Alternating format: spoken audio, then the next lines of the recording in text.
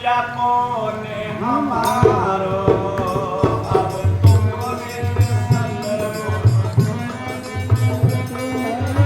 पूजा कौन हमारो अब तुम्हारे संग गुरुदेव जगत में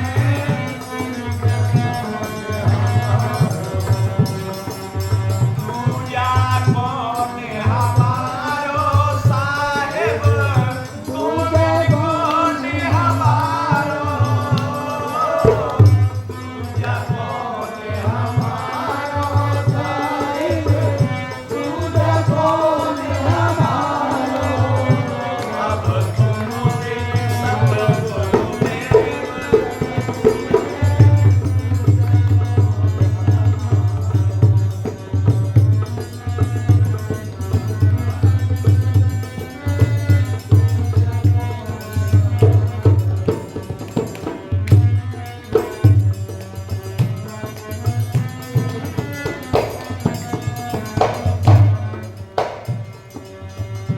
मोहे श्राप पति ने दीनो पाषाण शिला कर दीनो मोहे श्राप पति ने दीनो पाषाण शिला कर दीनो गुरु चरण कमल आधीनो सतगुरु देव करो उद्धारो अब तुम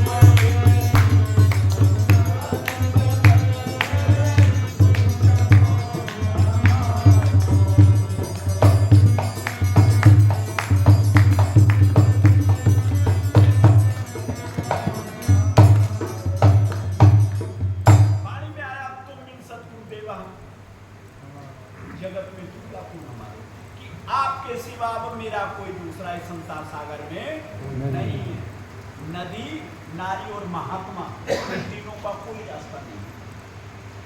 ये अपना रास्ता स्वयं तैयार करते हैं। नदी पहाड़ों से चलती है, अपना रास्ता बनाती है, स्वयं चली जाती है।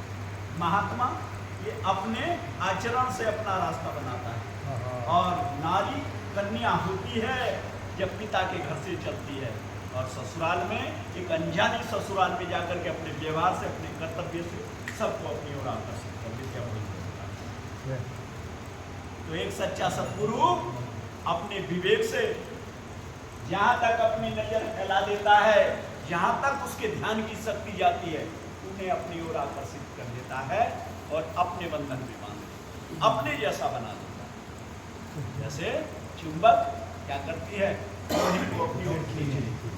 ठीक इसी प्रकार ये पावर सतगुरु में होती है। जब पूर्णिमा को चंद्रमा की पूरी जोत खिलती हुई होती है और वो अपनी छटा को बखेरता है, इधर से गुरु अपने चक्षुओं से अपनी शक्तियों को प्रवाहित करता है, तो रोम रोम प्रफुल्लित हो जाता है। जैसे आत्मा ने श्वास को खींचा और शरीर में प्रवेश किया, और जहां जहां श्वास चली गई आत्मा से टकरा करके तो सारा शरीर चेतन होता चला गया। जैसे बिजली को, अब सुनो, देखो सुनो, हंसने की बात नहीं, आप गलत हंसने का नहीं। सबसे पहली बात तो ये है कि जो अच्छे महापुरुष हुए हैं उन्होंने सब नहीं लिखा है। किसी ने लिखा सतगुरु ऐसा चाहिए जैसा सुभाए, सार सार को कही दे होता दे उड़ाए। भैया ऐसे सतगुरु की शरण में जाना जो आपके गंदगुण को, आपके बुराइयों को, आपके अवगुणों को निकाल दे, आप में तमाम अच्छाइयाँ प्रवेश कर दे। अभी आजकल हमने जो गुरु धारण कर रखे हैं वो इस तरह से कर रखे हैं कि अच्छा कौशल जी कहाँ गए हैं, कौशल जी राधा स्वामी में चले गए। मेरी तो ईर्ष्या, मेरी तो टक्कर कौशल जी से है। अगर कौशल जी राधा स्वामी में गए तो लो मैं कल और निरंकारियों में चला गया। मैंने ये नहीं देखा कि कैसे गुरु की शरण जाना है, लेकिन ये मान ली जब तू गुरु की शरण गया, ले मैं भी गुरु की शरण गया। कल्याण के लिए गया ही नहीं, काय के लिए गया? मैं ईर्ष्या के लिए, मैं स्पर्धा के लिए, मैं प्रतिस्पर्धा के लिए, मैं अपने अहंकार के लिए गया। अभी जब हमें ये जानकारी नहीं गुरु की शरणागत जाया किस लिए जाता है, बताओ, कोई भी बताओ, काय के लिए जाता है गुरु की शरणागत? है किसकी मुक्ति के लिए? अब ये कह रही जीव की मुक्ति के लिए, किसकी मुक्ति के लिए अरविंद? आत्मा और जीव एक ही चीज होती है, नहीं, जीवात्मा अलग अलग है। वो जो है बताइए तो आप।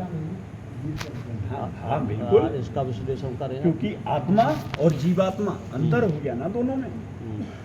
जीवात्मा कहा गया है पूरे शरीर के लिए, और आत्मा केवल वो तत्व जो श्वासों का दोहन कर रही है। ना ये एक मिनट सुन लो, ये तो पूरा शरीर तो एक स्थूल शरीर है, हाँ वो सूक्ष्म है। जीवात्मा सूक्ष्म, ये स्थूल है जिसको आप पूरा शरीर कह रहे हैं, ये स्थूल है, वो जो है सूक्ष्म है। क्या है सु? जीवान और क्या है बताओ आप। आत्मा में कोई तत्व नहीं है, जीवात्मा में पांचों तत्व मौजूद है।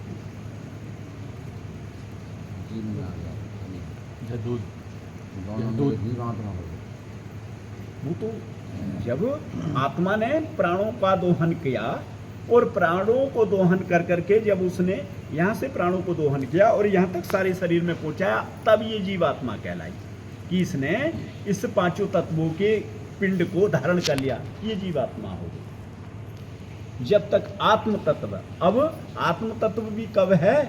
जब ये श्वासों का दोहन कर रही है। ये आत्म तत्व से भी पर अब इसे अलग संज्ञा दे दो तो ये है ध्यान। अब कहा जाए किसी से तो बताओ भाई आत्मा क्या है शरीर में?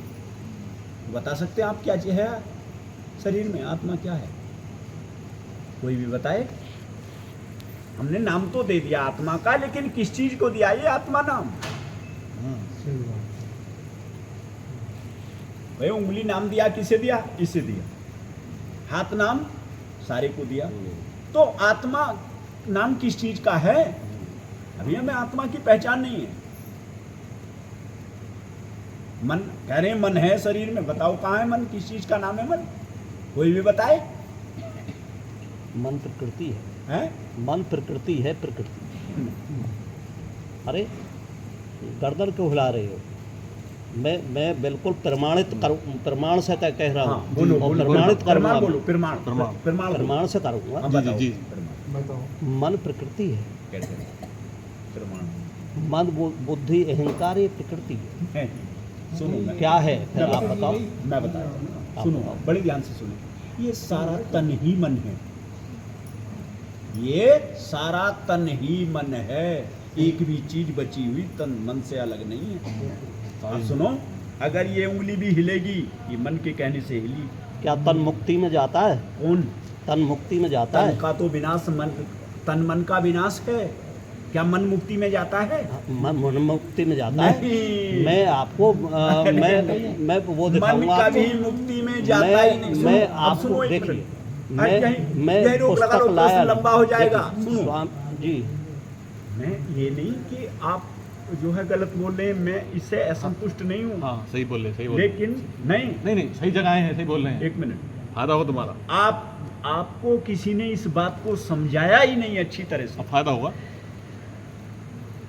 किसी ने आपको समझाया नहीं। कैसे? मैं बताऊं आपको। मन में 5 अवगुण हैं, आत्मा में 5 गुण हैं।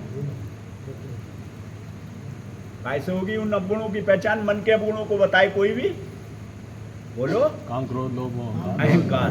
मन के अंदर ये 5 चीज मौजूद हैं। इसका इन और इसका कभी मुक्त ये नहीं हुए। माया मरी न मन मरा, मर मर गए शरीर, आशा तृष्णा ना मरी, कह गए साहेब कबीर। अगर ये मर जाते तो ये मुक्त हो जाते, फिर इनकी मुक्ति कहाँ? सुनो, आप मुक्ति किसकी? मरने वाली चीज मरती है, जो न मरने वाली चीज वो कभी मरती नहीं है। मन मरने वाली चीज नहीं है। पूरी बात तो सुनो जी। तो फिर मुक्त कहाँ से हो गई?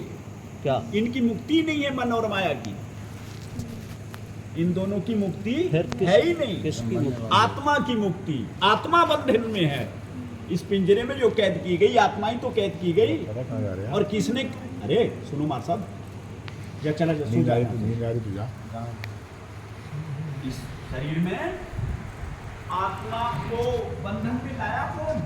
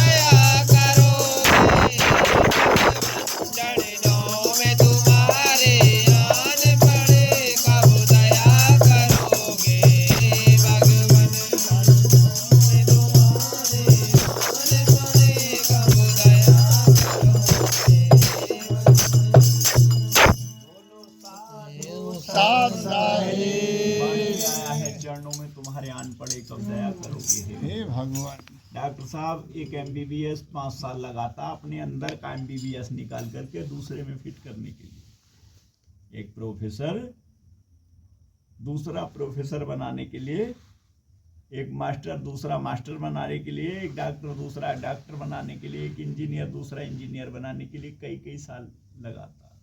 लेकिन साहब कह रहे हैं मैं पल में काग पलट हंसा कर दीना, ऐसा नाम मोहि सतगुरु दीना।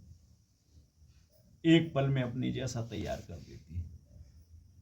बशर्ते हमें सुध बुध नहीं हो रही, हमें भी प्यास नहीं है।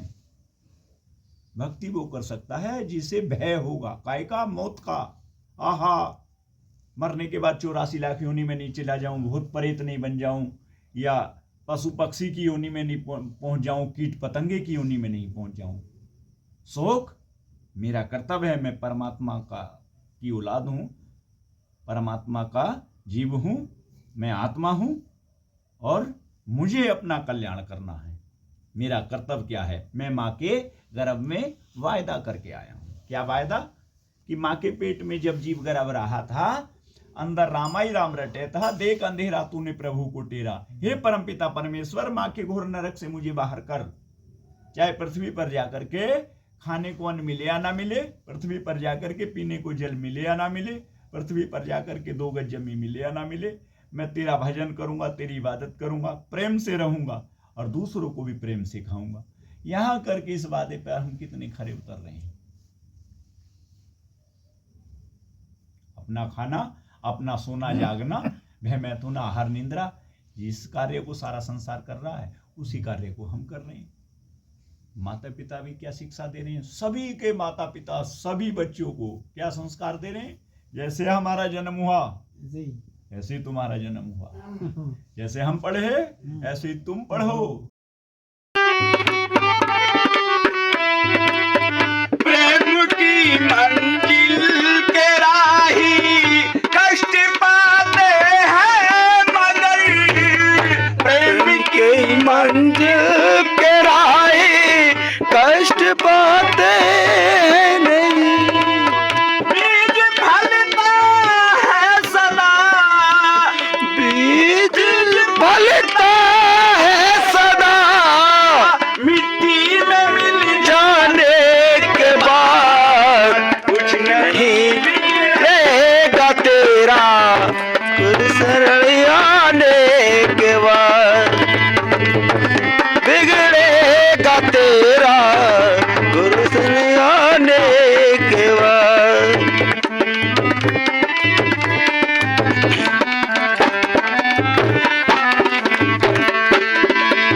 कुछ नहीं बिगड़ेगा तेरा, गुरु शरण आने के बाद।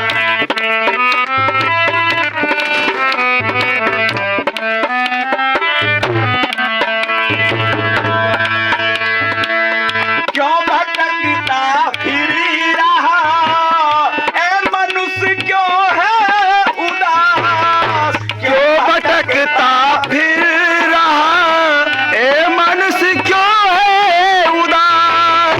बंद कलियां भी खिलेंगी, वो बंद कलियां भी खिलेंगी, रात ढलने के बाद कुछ नहीं है रहेगा तेरा, गुरु शरण आने के बाद बिगड़ेगा तेरा, गुरु शरण